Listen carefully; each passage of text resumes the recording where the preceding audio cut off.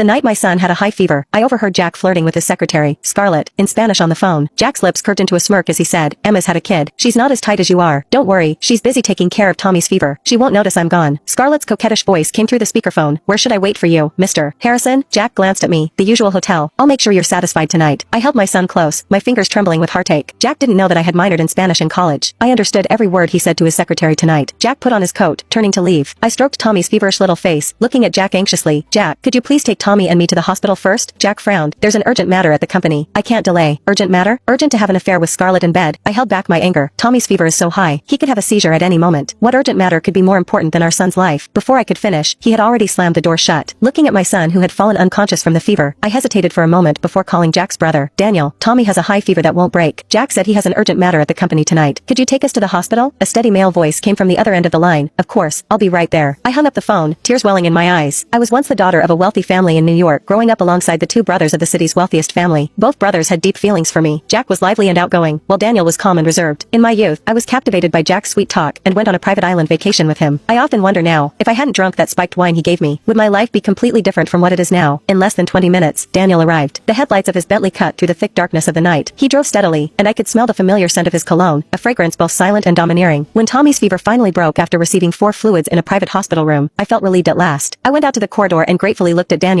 Thank you so much. I don't know what I would have done without you tonight. He replied softly, it's my duty to take care of my nephew. I've sent a message to my brother. He'll be here soon to take you both home. Under the dim light, his cold, handsome features softened with a touch of tenderness. Suddenly, my eyes welled up with tears. Why are you crying? Daniel raised his hand to wipe away the tears on my face, but then, as if realizing something, he quickly withdrew his hand. I shook my head, covering my face. Suddenly, a cold laugh came from behind us. Jack strode towards us. Emma, Tommy's fever has broken. Instead of taking our son home to rest, you're here getting cozy with my brother in the hallway.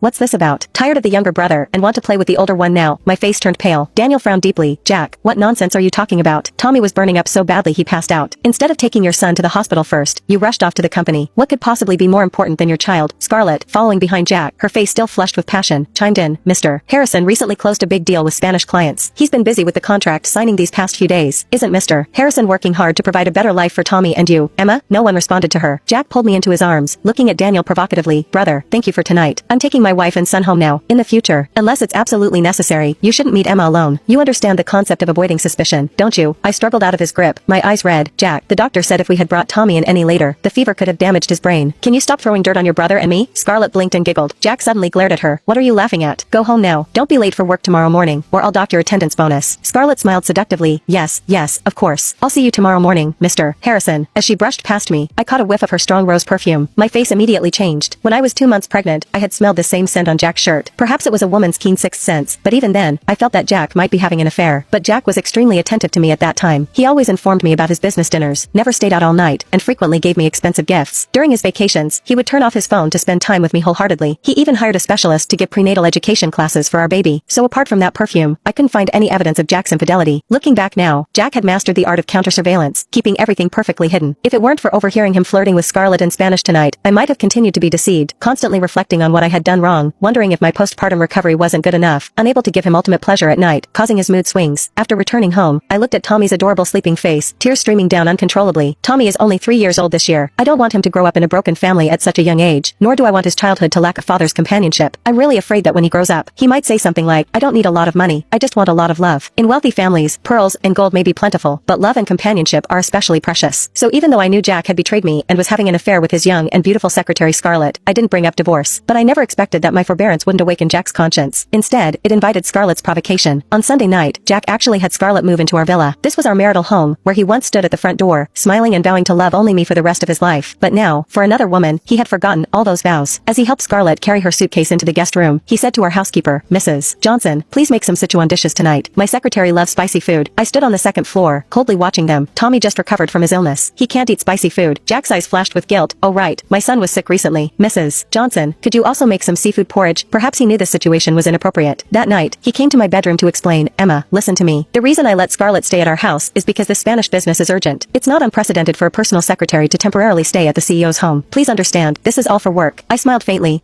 I understand. Work is important. Seeing that I wasn't arguing or making a fuss, Jack kissed my forehead with satisfaction. Emma, you're so good. Once I'm done with this busy period, I'll take you and Tommy to Lake Tahoe for a few days. I watched his back as he left, then took out a tissue to wipe the spot he had kissed. The kiss of an unfaithful person is truly dirty. Early the next morning, Scarlett was busy in the kitchen, wearing a tight-fitting nightgown that accentuated her slim waist and shapely buttocks. Moments later, she brought milk and sandwiches to the dining table. Jack's eyes kept lingering on Scarlett. He took a bite of the sandwich. This is really good. The cheese is melted perfectly. I looked at the sandwich, feeling no appetite at all. Tommy, try Aunt Scarlett's cooking. Is it good? Scarlett smiled, pointing at the sandwich in front of Tommy. Before I could stop him, Tommy had already grabbed the sandwich and taken a big bite. Suddenly, he started coughing violently, his cheeks turning bright red. Baby, what's wrong? I panicked, picking Tommy up and patting his back to help him breathe. His coughing got worse. I grabbed the sandwich he had eaten and looked at it, only to find it was spread with a large amount of peanut butter. I couldn't help but scream, call 911 quick. Tommy is allergic to peanuts. He can't eat anything with peanuts in it. He'll have an anaphylactic reaction. Standing in front of the emergency room, Jack's face was grim. Scarlett's face was pale, her eyes red. She said softly, Emma, I really didn't know Tommy was allergic to peanuts. I sighed, from now on, let's leave the cooking to Mrs. Johnson. Scarlett's tears fell. It's all my fault. Emma must be angry with me. Mr. Harrison, I should move back to my apartment. Jack frowned. Move back? What for? This wasn't intentional. You didn't mean to harm Tommy. Just stay here. I stared at him in disbelief. 2 weeks after the sandwich incident, Jack suddenly called me into his study. Scarlett was there, wiping her tears pitifully. Jack looked at me unhappily. Emma, can you stop making things difficult for Scarlett? I laughed bitterly. When did I ever make things difficult for her? Jack tapped the desk. You and Mrs. Smith cleaned the guest room where Scarlett is staying, right? I nodded. His eyes were full of anger. The window in Scarlett's room won't close properly, and the draft is giving her headaches. She likes spicy food, but when I'm not home, you always have Mrs. Johnson make such bland dishes. She's not used to it and has lost weight. And can you stop letting Tommy bother her all the time? We don't want another incident like last time, where he ends up in the emergency room. The truth was, Scarlett had specifically requested a well-ventilated room. The truth was, I had asked Mrs. Johnson to prepare 2 different flavors for each meal. The truth was, Scarlett often wanted to play with Tommy, and I was afraid she might unintentionally harm him, so I kept Tommy away from her. Now she had turned everything around and blamed me. I silently looked at Jack, not defending myself at all. After all, no matter what grievances Scarlett suffered, Jack was willing to stand up for her. No matter what mistakes she made, Jack was happy to find excuses and cover for her. My expression darkened. Suddenly, Scarlett looked at me timidly. Emma, I'd like to speak with you alone. The study door was closed, and Scarlett sat on the desk, her eyes seductive. Emma, let's be frank. I'm pregnant with Jack's child. My expression remained calm. What do you want? Scarlett smiled charmingly. I want the position of the mistress of the house. I hope my child will be an only child, with no one to compete for the family fortune. I want Jack to stop hiding me under the guise of a secretary. Emma, are you willing to give him to me? So everything had been her machination behind the scenes. For this wealth and status, she had repeatedly distorted facts, played mind games, pretended to be pitiful, and even tried to harm my son with peanut butter. Looking at her confident smile, I felt both ironic and pitiful. Men love the feeling of stealing. Having an affair with a mistress under the pressure of the original wife is an intense stimulation for men. If the original wife lets go, the man will quickly lose interest. By then, even a passionate rose-like mistress will become a boring mosquito bite. That night, I prepared 2 copies of divorce papers, slipping one into the documents Jack was to sign the next day. Early the next morning, I took Tommy on a flight back to my parents' home in New York. As I left, I smiled at Jack and Scarlett. By the time he discovers the signed divorce papers, I should have already arrived at the New York airport.